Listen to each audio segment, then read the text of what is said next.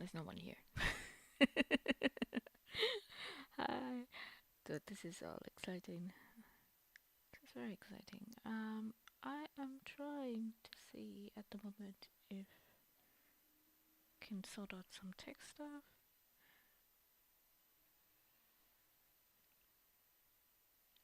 The things are happening as they should.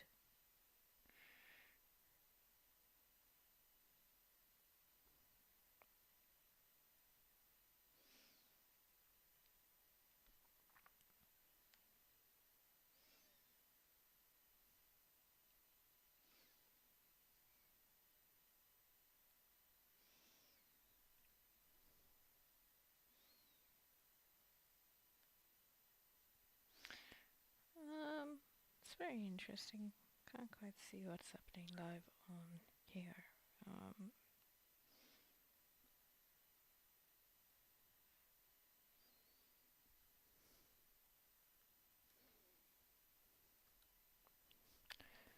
hmm.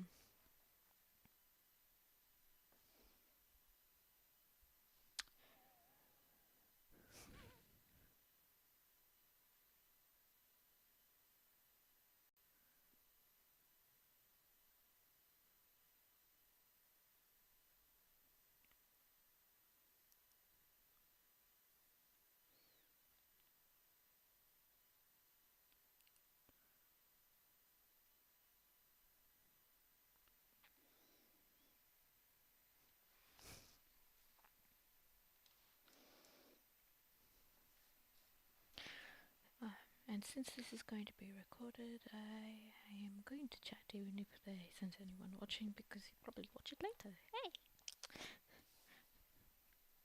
So hey, whoever is going to watch this later. Um, Sorry for the weird timing. And hi, my name's Marissa, if you didn't know, and I am a writer, editor, and author, and I am working on a book right now. I'm also a journalist, so yep. And this is a Write With Me live stream, but I'm actually writing in this, so you're not actually gonna see um, anything on the screen. And I'm writing a crime fiction book. And what I do is I generally write by hand and then I type it into a program called YWriter. And so today I thought I'd just do a Write With Me live stream and see if anybody was around and wanted to be part of it. And yeah, and hopefully get to do a few more of these things, a few more of these sorts of live streams. Um, if and when people want them. I don't know if they do. And I am based on Kulin land, Kulin nation, land of the Kulin people, um, who I'm based in Australia, and so that's the indigenous people of the area. So I just want to acknowledge them and that this land was never ceded and has always been and always will be Aboriginal land. And I support their right for treaty. I feel it's important to say that I am merely a guest on this land, implicit in the whole settler colonization that's going on right now. And so I'm grateful, and I would like to pay my respects to them. So it's a good thing to acknowledge that I am on that land. Yeah.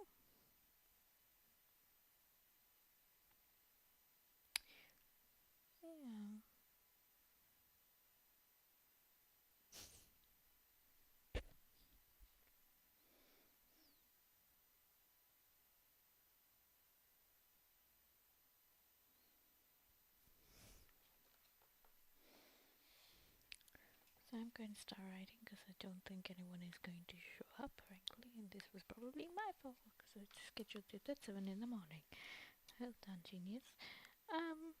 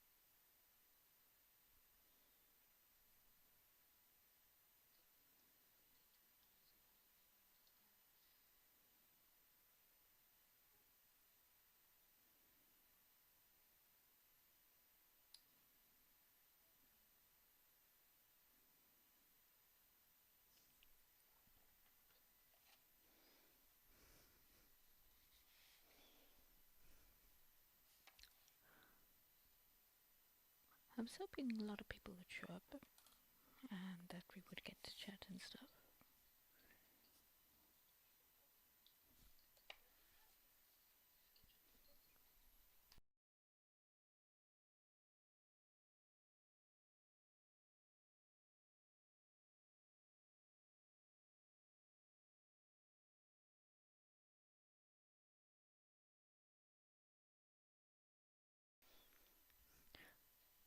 So on my end, things are taking a while to update, so there's a bit of a lag. And okay, right now I see. Hi! Feel free to chat. There should be a chat box open to the right side of the screen, so feel free to pop in questions and things like that. But thanks for popping in and saying, watching. Um, if you have questions, definitely ask questions. If you and tell me what you're working on, because the idea was to have 10-minute writing sprints while I wrote a scene and people would work on whatever they chose to work on, whether it was a book or not. So if that's what you want to do or you just want to watch, like, just jabber away in the chat. And I'm open to answering questions as well. But just bear with me because it is going to take, there's a couple of seconds delay between people actually typing stuff in and people watching and it popping up on my screen, so it might take some time.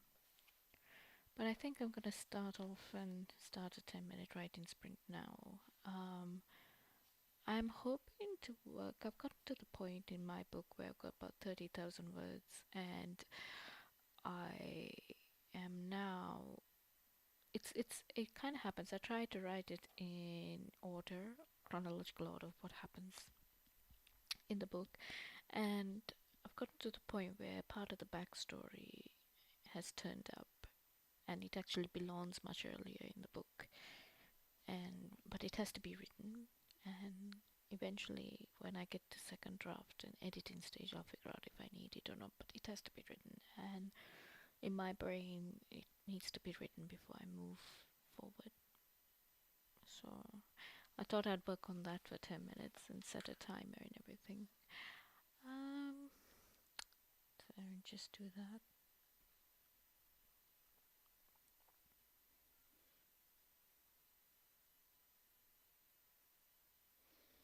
So I'm gonna set a timer, and if people want to write as well, please feel free. Oh my god, we've got 4! Wow! Please say hi in the chat so I know who you are. Hello! I was just about to set a timer for a writing sprint, and we can do that. If you have something to work on, please do so. I'm working on a crime fiction book, if you don't know me and you're an absolute stranger. I'm gonna write a scene that I think belongs in the beginning of the book or close to that, but we'll talk about that when we come back. So I'm going to start a writing sprint right now. Hey, off you go. Pop questions in the chat as you feel like it.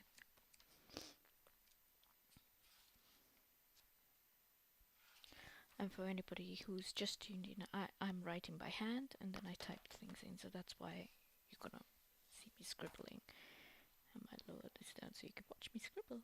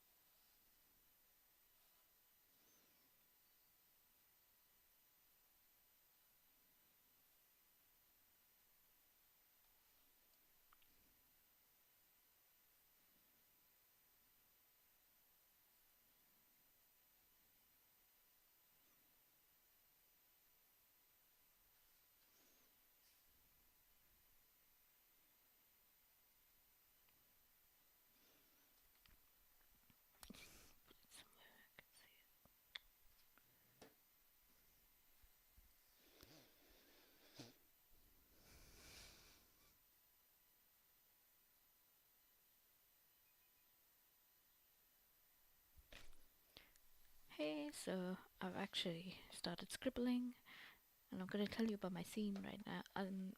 So I actually have a crime fiction book that I'm writing, as I've said, so I can see the number of viewers, but I don't know if you're consistently the same people or not.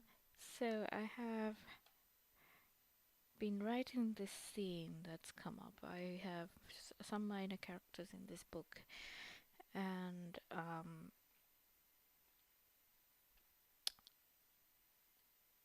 there's a minor character that's gonna rock around with one of the major characters, the major protagonist slash detective of the piece.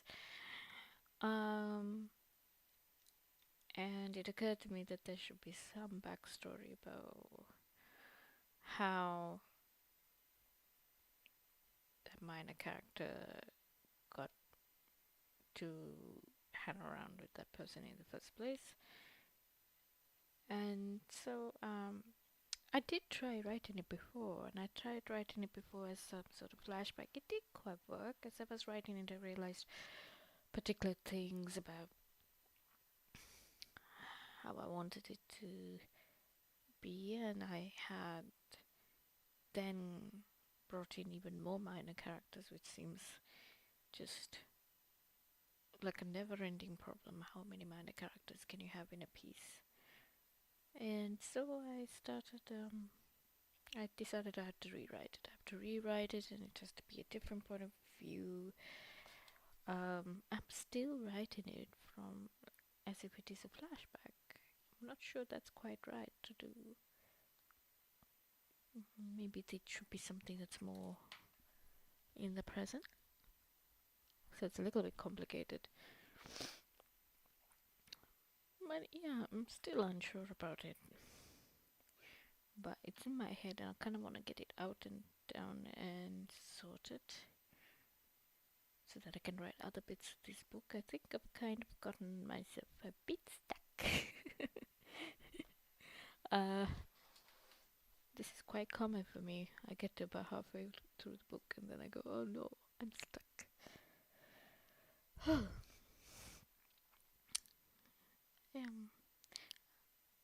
I didn't actually handwrite a lot in 10 minutes, but that's fine. Might start another sprint.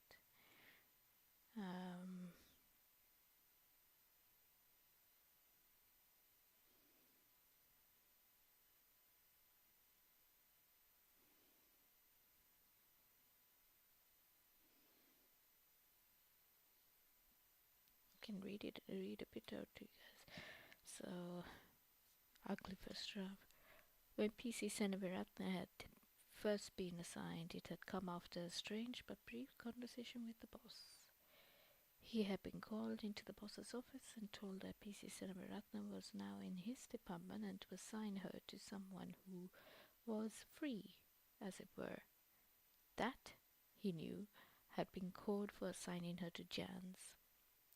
He had held off on pairing Jan's with someone for a while and had been concerned about how to go about doing so and whether Jan's should be thrown into the deep end. He wasn't sure who he could trust. The moment he had seen PC Senaviratna, though, he had felt rather reassured. A woman who was probably a safer bet, and she radiated an air of seriousness. Some sort of military background, he suspected, though she seemed rather young. And then I was trying to work on something to do with, like, trying to figure out how to hint and talk about why this guy's boss has meddled in something that usually he doesn't meddle in. He doesn't usually oversee hiring as or tell people what to do. So, hi Amanda. How are you? I'm glad you joined us. It's very weird because I don't think the counter on my end is accurate, or today to say, well, hi, how are you? What are you working on? Or are you just gonna say, hey?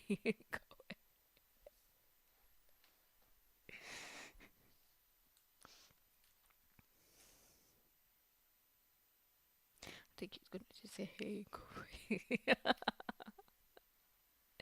I think there's also a lag between me chatting and you guys hearing it, I suppose. And then there's a lag on my end seeing who shows up. So, awkward, weird, that's alright. Leaning to the awkwardness. So yeah, I'm trying to figure out, like, hierarchies of the police force is another thing. I'm not even sure I should be writing about cops, but anyway, I'm writing about cops. Fun times. And trying to figure out a hierarchy in who would who would likely be the person who hires and fires, who assigns, how complicated socially does it get? Like, do people place people in positions? And yeah, so I think, I mean, there's only so much I can do. I did do a lot of research before I started the book on, like, what the actual hierarchy of the Sri Lankan police force is. You could, it's good to know. Are you working on anything, Amanda? Please tell me. And yeah, it was a bit complicated to understand, but it was interesting to know the different departments. And I think in the end, something that's coming out. Ooh, I'd like to give it a plug. What are you doing? What? What? What? Well, if you want to tell me what it is, I'm happy to give it a plug. If you can talk about it, I don't know. That's the other question. Don't know if you can. But yeah, like, it's, I think eventually I'm going to have to, with my book, just say, kind of keep it as something that's not quite current Sri Lanka, but like a alternate universe version of Sri Lanka that has its own structure for the police force, as I envision it. um, the whole thing about, like, these places and people mentioned in this story do not have any connection to real places, and people think, like, I'm gonna have to. So maybe I can get away with some of the stuff I want to do with who hires who and what's going on as well. Like, some basis in reality, and then we are off into alternate universe territory. But yeah, that's what I'm trying to figure out. It's also hard because I don't have names for a lot of my characters. That's another thing. I've just got blanks in a lot of places. There are two main characters I still don't have names for. And actually quite a lot of, like, supporting characters around them as well. Like, I've got names for one main character. I've got names for some of his cop buddies and stuff. Oh my good lord. See, that's gonna be so amazing. A kid who comes back to school after almost dying and everything is different. Yeah, like, that's so interesting. Wow. That everything is different, as in, like, the way they see the world, or is this like a specific thing, like, they've almost died and now reality has shifted? And then also, like, what's the difference between those two scenarios? Because, like, the way you view the world also shapes your reality, right? So then your reality is shifted if your worldview has changed because you've almost died and gone through, like, this horrific experience. this is my case for literary fiction actually being speculative fiction. 'Cause, like, 'cause you could write a piece and it could seem so much like spec fic, 'cause it's like the world has changed, and then you bring it all back and say, actually, maybe it hasn't, and what it is people's perception has changed. Has this big emotional journey and trauma and things. I'm sure people have tried to do that before, but that would be difficult. It'd be interesting as well. Like, how young are they? Are they high school? Are they younger? I think that would have an impact as well. I also edit books, and I had a client who was writing about, well, actually, it was a mentee, not quite a person whose book I was editing, but I had to read their book. And they had a character who went through a lot of stuff not as a teenager, as a very young child, and then they charted that person's character growth over the course of the book. And that was interesting to kind of see how extreme things were. Not specific. Oh, so it is literally right. Okay, like, missed a trick there. Oh, um, I think that's a missed trick there. Oh, um, and I'm thinking about that. Also reminds me, like, George Eliot used to put landscape into her books, so it seemed like they were a character almost in her books. I used to get very tired of reading those, and a lot of authors around that period also used to do that. And we call them classics now, and I think they kind of some of them would fall into spec fic because the landscape takes on this character of its own and everything. And I think that starts blurring the line too. 6-year-old, Jesus. What? Oh God. Oh no. I'm tearing up just thinking about it because that makes me so sad that the 6-year-old is got to go through that sort of trauma. Jesus. Oh. Oh, that's so sad. I feel so sorry for this poor child. Um, I think the world would change. It would really depend on, like, what this personality was and everything. Would they shut themselves off? Would they go mute? Because sometimes young kids do that when they go through trauma and they can't process it. They go selectively mute. So they choose whether they want to talk or not. Yeah, would they act out? Would they? 6-year-old. It's a 6-year-old. Like, you're still learning about the world. Like, if you were a 9-year-old, you might start thinking maybe about other people and things. But, like, I think at a 6-year-old, you're still largely thinking about yourself to a degree. So you'll be like survival tactics. Quite a lot, like, wow, that's heavy.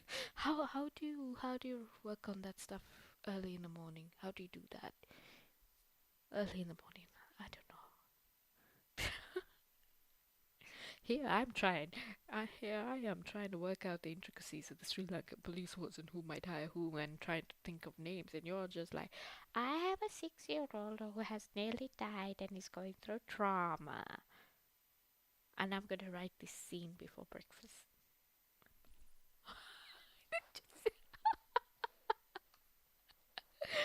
Oh my god. It always amazes me people who can write heavy stuff like that. I think I have a lot of heavy themes. I do talk about a lot of heavy themes in what I write, but sometimes people surprise me. Like I'm by no means um I'm by no means am I writing the heaviest stuff out there. I had the good fortune to go on a writing retreat, and I met somebody who worked in a job where I think they had to see a lot of stuff that was not great. They just had to see a lot of trauma because they worked in that kind of job. Of course, she stops trusting that everything is okay. Like, Jesus, she'd be paranoid. She'd be paranoid and she'd be fearful, and like everything would freak her out, I think. Um, and so this person, like they dealt with a lot of trauma in their daily life, and then they would come home and write thrillers and true crime stuff, and I'm just like gory thrillers, and you're like, why would you do that? And they said to me they found it cathartic, and I was like, cathartic? What? Like it's how their brain works. Accidentally watched a YouTube video about rejection sensitivity before we start.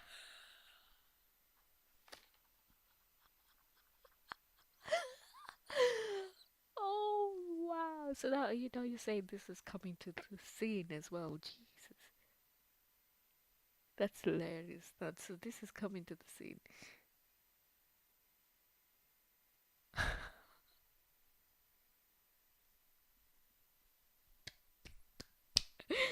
It's funny though. It's funny what like comes in and out of things, right? Like what informs stuff. It really is funny. Like I started thinking about conferences, and suddenly like I had a minor character that was a journal in this book. It's just like, why? Where did you come from? But like there's a need for this character now. So the character stays, like Riti stays. But like, so is this part of, so this is something you said that's coming out, right? So wow. Do you have a title for this thing? Like for whatever it is you're writing? And is it a book or short story or what is it? Like God, if it's a book, can you imagine?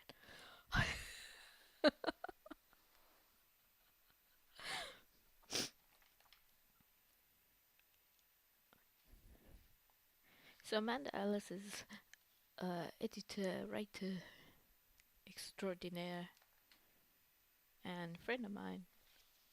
So people should look her up. Shout out, shout out. Tell me if it is a book that's coming out and if I can talk about it and if it has a title and things that I can mention on.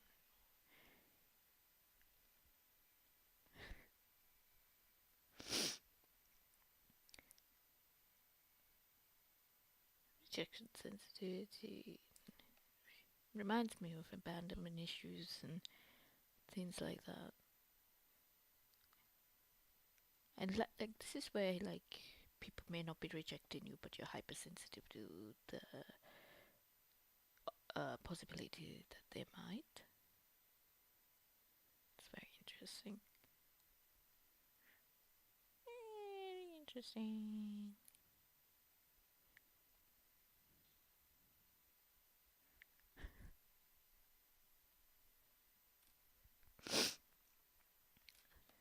So cool. I might. This is something new. Type faster, Amanda. I'm going to start another thing because I just realized we came here to write, and I'm sitting here jabbering about writing instead of actually writing. I don't want to just have one page after this script file.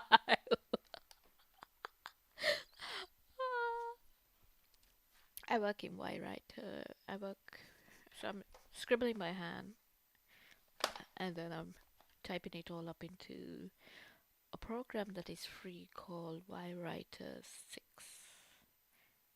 which is built by Simon Haynes, who wrote the Space Jock series of books, which is a brilliant comedic sci-fi novel series about Hal Space Jock, who is like this sort of, I guess he's hapless, I'm not sure, but he's hapless kind of main character who has hilarious adventures in space. And he's a writer from Perth, Australia, and he built this program to write in called Y-Writer 6, which you can get for free. Um, and allows you to organize things and characters and stuff. So I usually type stuff into that. So I'm going to start another 10-minute writing session. 10 minutes. Let's see.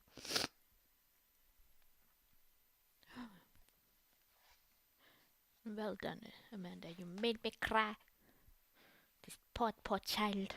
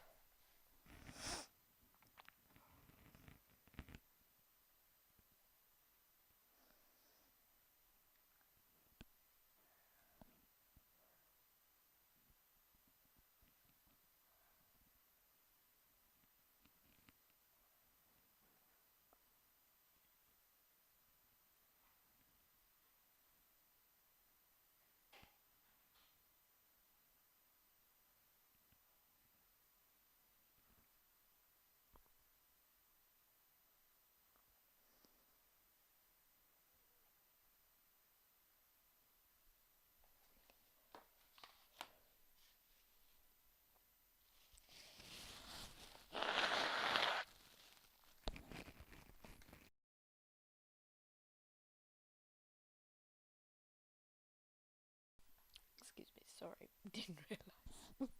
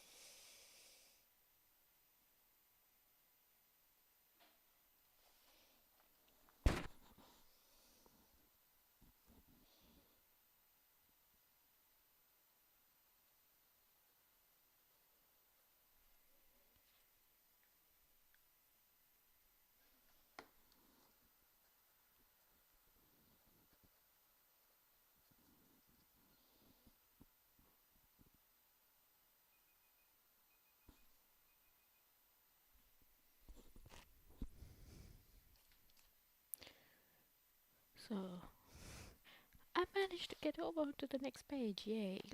I didn't think I was that slow. Maybe it is just today. Usually I write a lot faster, especially when I'm writing by hand. But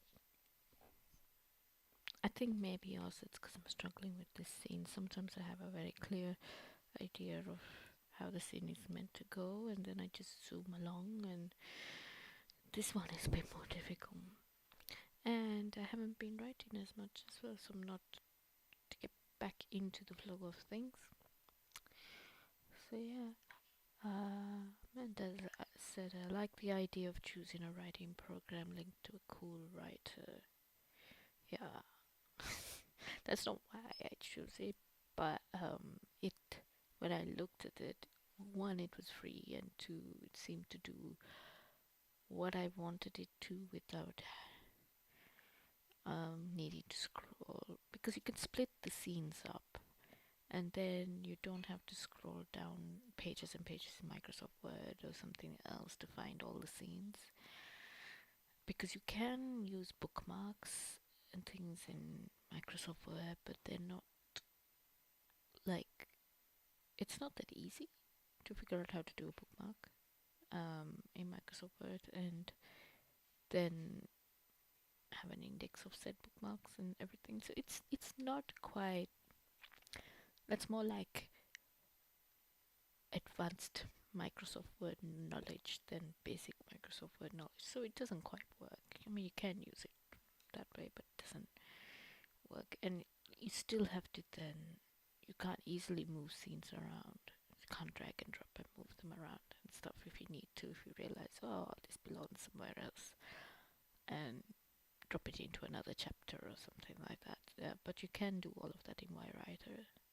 And then you can export it as an rich text file or an RTF file, which can be opened in Word and then saved as a Word file, so that makes it easy. Yeah, and then you can choose what scenes to export as well. So if you've got backstory that you want to cut out, you can cut it all out. And it has things like, oh, you want to write X many words by such and such a date. So then that's useful because it tells you, because it tracks how many words you've written each day and tells you. Yeah, I do. I write by hand. I think because I grew up in the 80s and 90s, and I'm very used to writing by hand. And I very rarely had to, while in school, all my essays were handwritten, and it was only when I went to uni that I had to type them out. So yeah, so that's why I'm used to writing by hand. So of course I don't do it professionally. I don't do anything by hand now, but yeah. So just getting my thoughts down and stuff. I'm very used to writing on by hand. I have a planner as well, but also I'm that in between bit where I have to do some things digitally too. So I write by hand and then I type it all up into YWriter. And when I put it all into YWriter, I ended up doubling the words because um, like the primary information is set down in by hand and written in the scene, and then when I add stuff, when I add that scene into YWriter, um, the primary stuff acts as a memory aid for all the secondary stuff that I want to write. Like, oh, okay, yes, this person said this, right? And remember now. I wanted them to look a certain way. I wanted the background to be this. I wanted someone to do some sort of action. And then I end up adding it when I'm in YWriter and cleaning stuff up, and then like maybe dialogue isn't quite right, so I fix that or whatever. So it's good. It helps me work on it a second time, and then so I end up adding more words or doubling. So I try not to worry about how many I actually write page wise, because I know generally it should double. Yeah, I think so too. I remember, wasn't it you that had the notebook and the pen, and you could write, and it was one of those things that live scribe, because like it was also digital, you could take notes and things. I remember you were one of the ones who used that. Don't know if you still use it now, but like I remember thinking it was very expensive when it first came out, the live scribe stuff. Yeah. And they had dots on the page, so you could use the pen, point to a dot, and it would tell you what you had written and stuff like that. It was such a hybrid between digital and paper. It was fascinating, so fascinating. I was just like, wow. Yeah, sometimes I wish I had stuff like that where you could write it and like automatically it was digitized for you.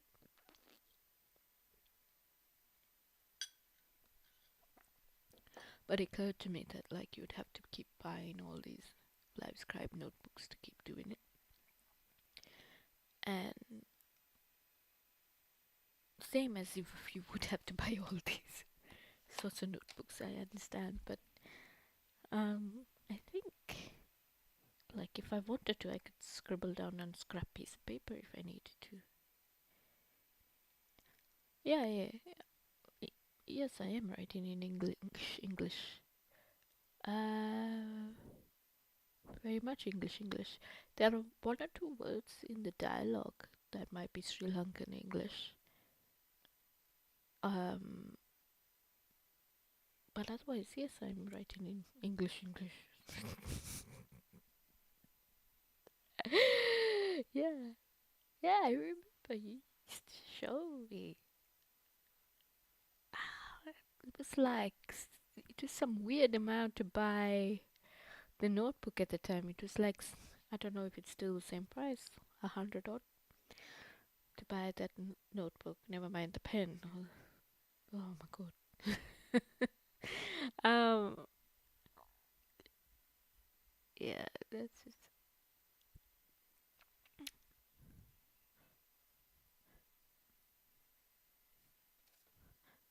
So the name, well, because like it's set in Sri Lanka, the names are Sri Lankan, of course, and then I think I have random slang words. Oh, is that what you're using now? iPad Pro. Yeah, so there are lots of different Sri Lankan English words that, and but they're part of my language when I speak as well, and so it just ends up when you part of the character building is like you know how they speak and what they're going to say because of who they are as well.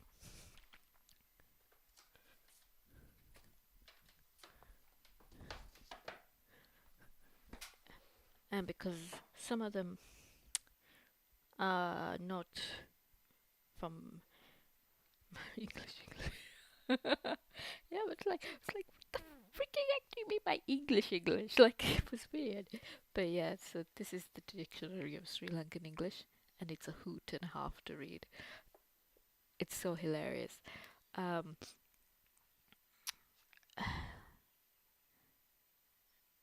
yeah.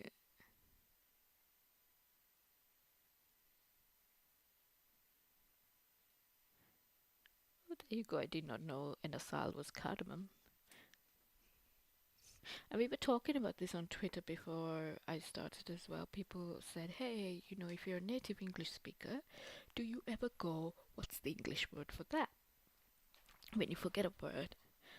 Um, and I do forget words in English sometimes because I guess even though English is my first and my native, I grew up bilingual. And so uh, there are some experiences you have other names for, and suddenly you have to communicate them in English to someone who maybe wouldn't understand you otherwise, and you go, oh, I don't know the name for that. What's the word? Doesn't come immediately, and so that would be, I guess, the situation when I do that. But yeah, so I grew up a certain way, and so the people I write about are not always people who have the background I grew up with, and so their language will change. And so this helps. That's why I have this book, because there's stuff in here that I would not have used growing up, even though I was bilingual, even though I lived in Sri Lanka. A lot of these would not be in my slang vocabulary. I actually wish I had this when I was in school.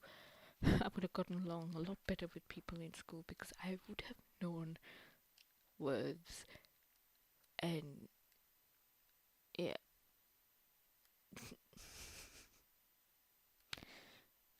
Known words, I would have known what the hell they were talking about in the playground. Let me tell you.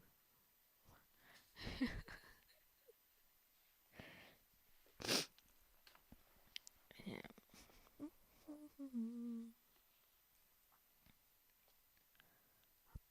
Just do this for a second.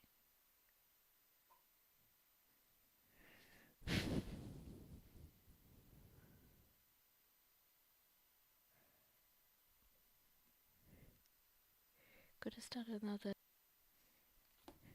Keep going.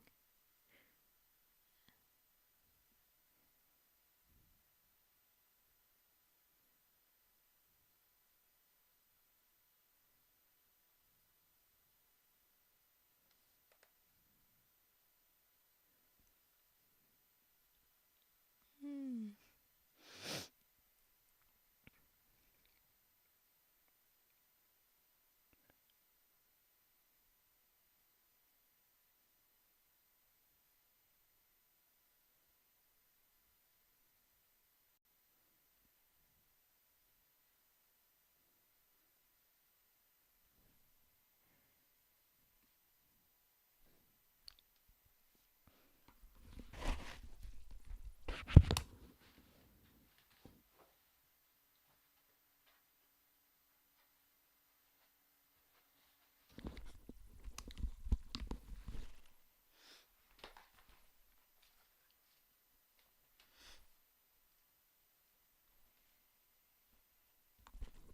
In the middle of another writing sprint. I must get something to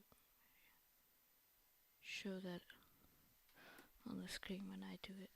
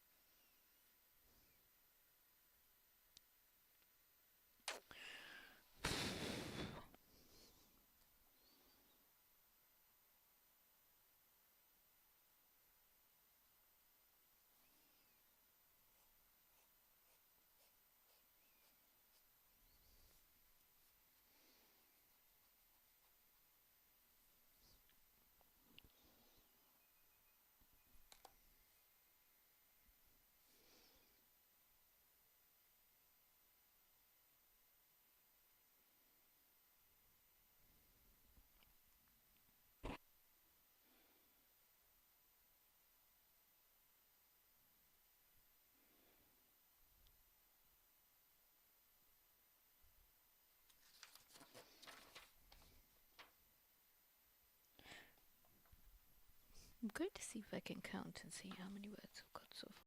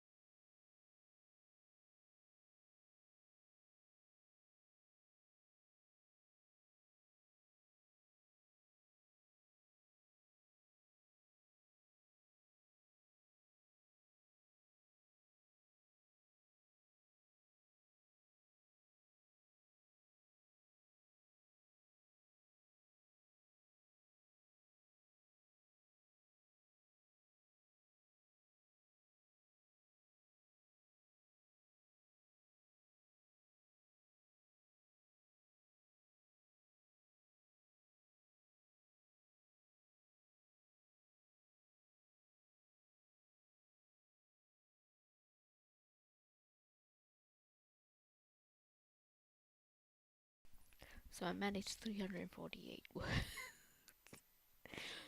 Oh, that's a poetry in like 1 hour and a half. But really, like, what, 20 minutes? So I might kickstart another one, another 10-minute sprint. I plan to do this until about 9 o'clock, at which point I actually, because I'm working through Christmas and the Christmas break, so surprise, surprise. And I work as a journalist and an editor, so I have work to do at 9. So that's partly why I scheduled this for 7. But if people want me to continue having live streams, please let me know, like, how often and what time works best as well. And I'm happy to do 2 hour live streams, and I'm happy also to do it anytime during the day, so that, like I can always move my schedule around and stuff as well to do that. So, but I put this down for 7 in the morning just as a starting point. So if people are okay with 7 in the morning, that's great. And if people want it later, another time, another day, even that's fine. And if you want it weekly or daily, I'm more than happy. As long I my primary goal in doing this was to kickstart a way to keep myself writing and keep like help others write and make others feel like they could watch something and write or they could work on whatever and they had company. Um, so yeah, tell me what times work best and what days work best, and we keep going till 9, and I'm going to start another writing 10-minute writing sprint right now.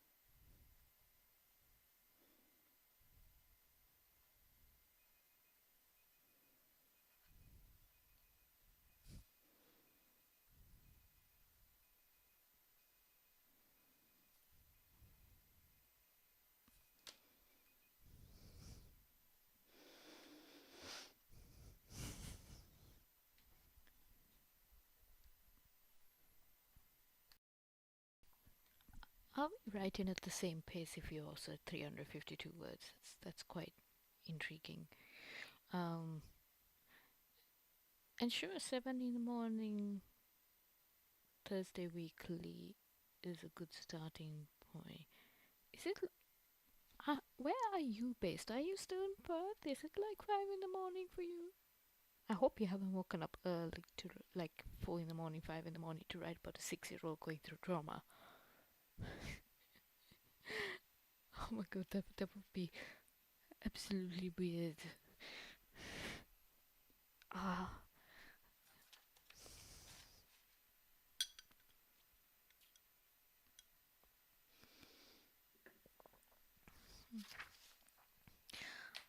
I wrote. It went faster this time. I wrote an entire page. Very happy with myself. Um, as I think 176. Mm-hmm.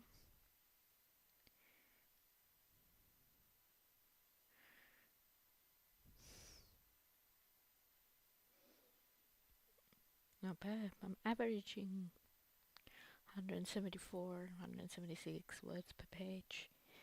So, so I think I've got about 522 at this point. Um, not bad, not bad. It's like just over half of the 1,000 words I wanted to write today.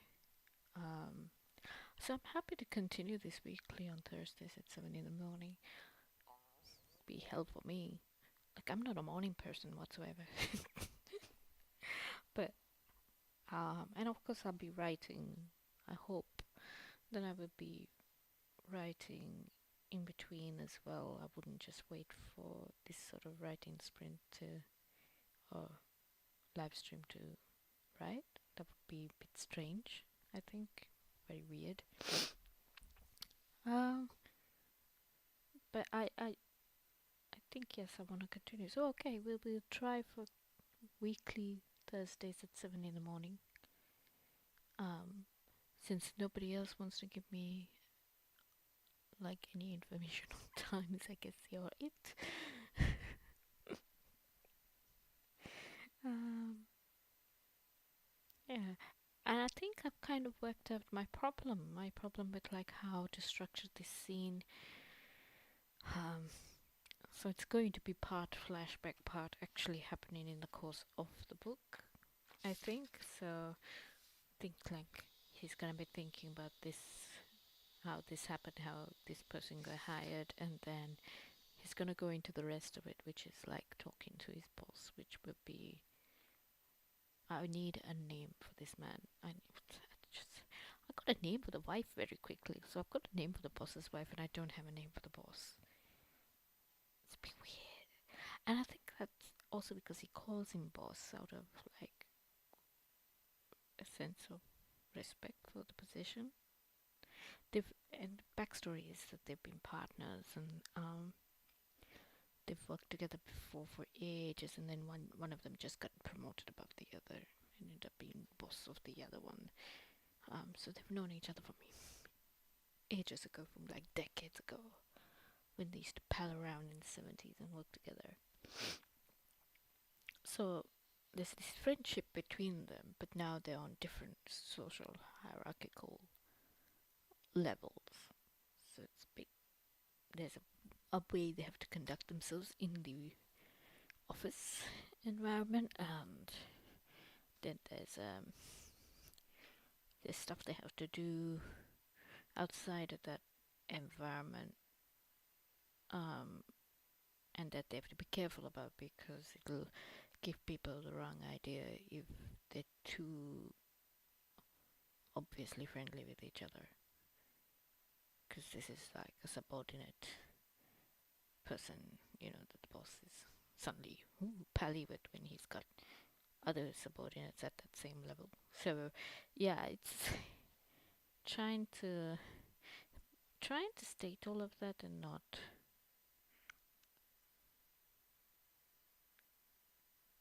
You process so many. Yeah, it's like why are we doing this at 7 in the morning? Is my question. Like you are tired. You process so many emotions and experiences when you write. Yeah, I think so too. And then you went and made me cry talking about a 6-year-old going through trauma, child. Oh my god. I've been blowing my nose and crying because of that. Like, not because of I'm not writing a particularly um tough part of my book or anything. So it's tough to try and figure out, but I'm not like emotionally wrought with it right now. But it is tiring. But I find like I'm happier afterwards because I managed to write something. Um, and that's why I like to do it at the start of the day.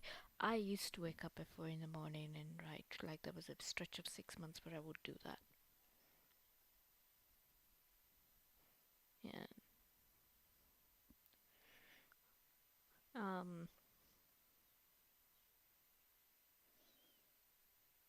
Hmm.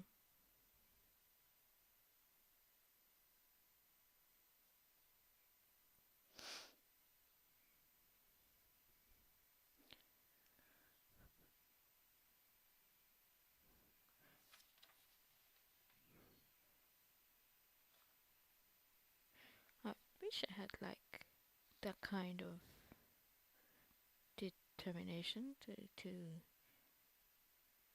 I mean, if I could continue doing that, like maybe not wake up at 4, but wake up at 5 or 6 in the morning and regularly write. I did that. I did that for 6 months in Melbourne, and I don't know how I did it. I really don't. And I think the reason it fell by the wayside was because winter came, and I don't cope well with winter, and it was too cold to do it. So, I mean, look at me. I'm writing more now, and it's summer months, and it's warmer, and like maybe I should work to that sort of natural rhythm. Write in the summer, don't write in the winter. I don't know. Oh, um, it's almost 6. What are you doing? What are you doing? Why?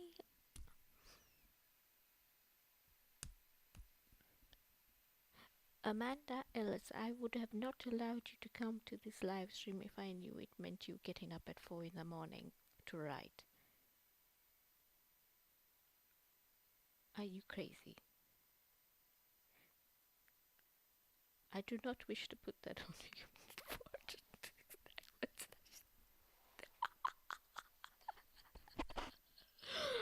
I did not intend to put that on you. Maybe we should move it up to 9 o'clock my times, and then it would be 7 o'clock your time. Or like, if it was 7 o'clock, it would be 5 o'clock. So maybe we should move it up to 10 o'clock my time, 7 o'clock per time.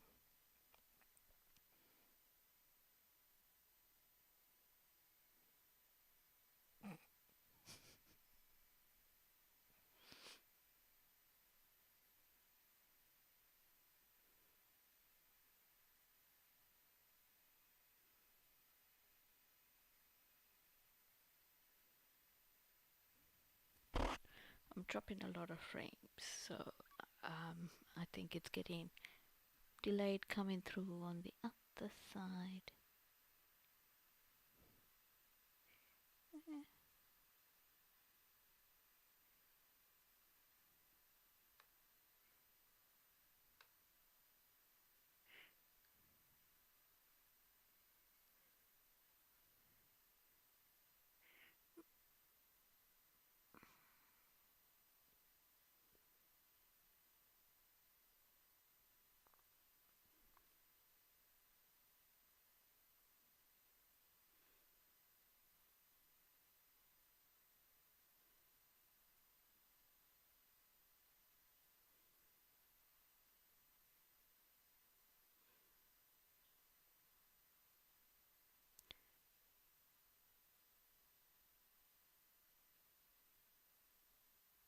night, 7 a.m. Thursday.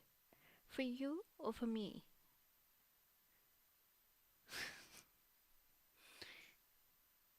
Please clarify.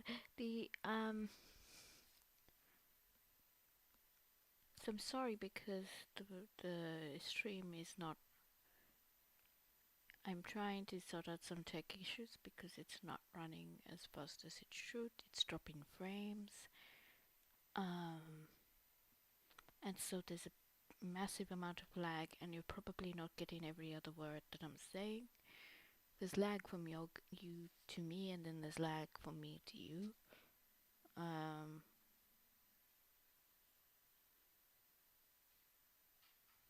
Sonia, boss's wife's name is Sonia. Yeah, like you're getting things like 5 minutes after I've said them. It's a bit strange.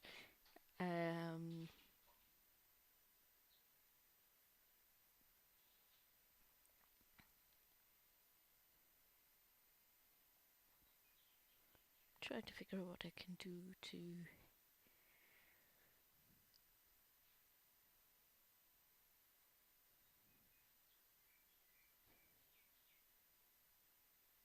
take this off.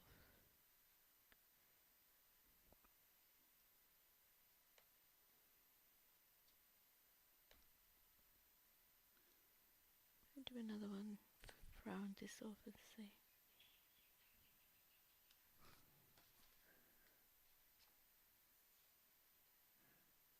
Oh, I've lost my timer.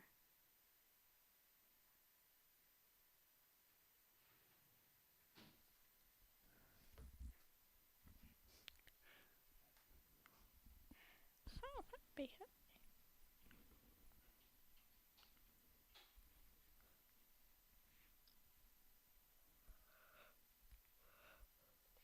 Hmm.